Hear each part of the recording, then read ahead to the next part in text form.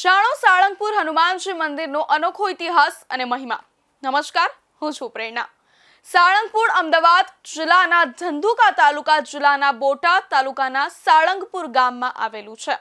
શ્રી કષ્ટભંજન દેવ હનુમાનજી મંદિર છે. અમદાવાદ જિલ્લાના ધંધુકા તાલુકામાં સાળંગપુર ગામ આવેલું છે.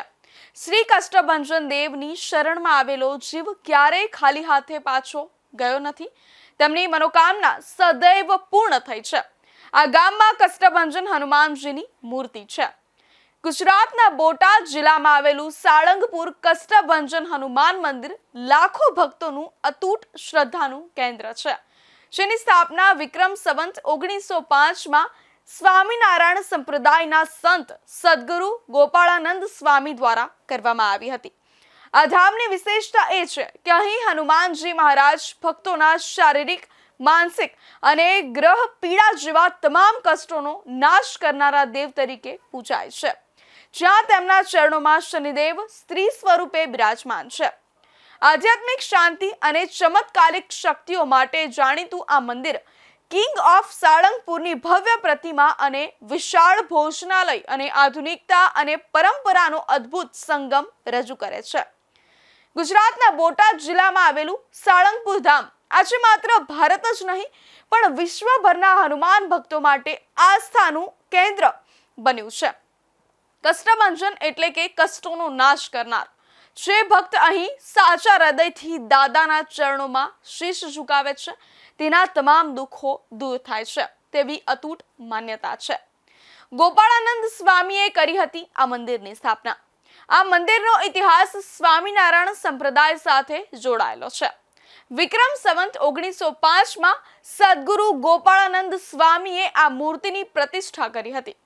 કહેવાય છે કે પ્રતિષ્ઠા સમયે સ્વામીએ પોતાની યોગ શક્તિથી હનુમાનજીની મૂર્તિમાં પ્રાણ ફૂંક્યા હતા અને મૂર્તિ થરથર ધ્રુજવા લાગી હતી.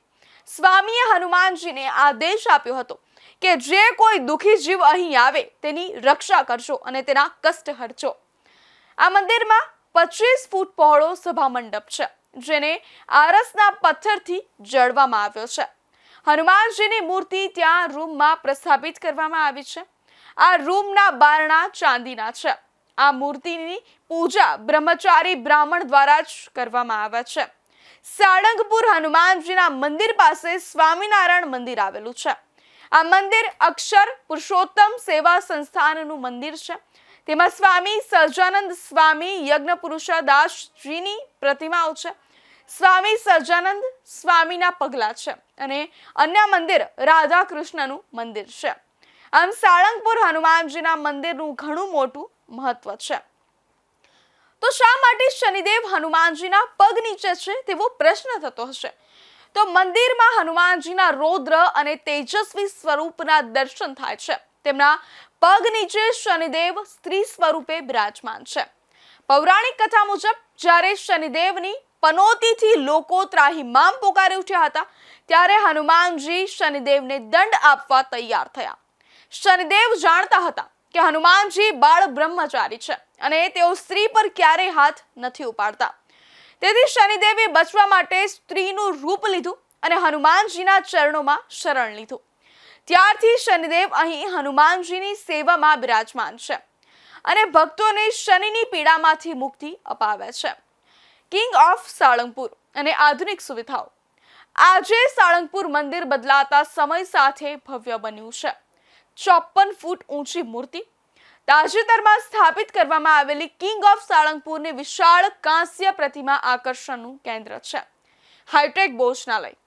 અહીં હજારો શ્રદ્ધાળુઓ એક સાથે બેસીને પ્રસાદ લઈ શકે તેવું અત્યાધુનિક રસોડું છે. શનિવારનો મહિમા. દર શનિવારે અહીં ભક્તોની ભારે ભીડ ઉમટે છે, જ્યાં વિશેષ શણગાર અને આરતી કરવામાં આવે છે.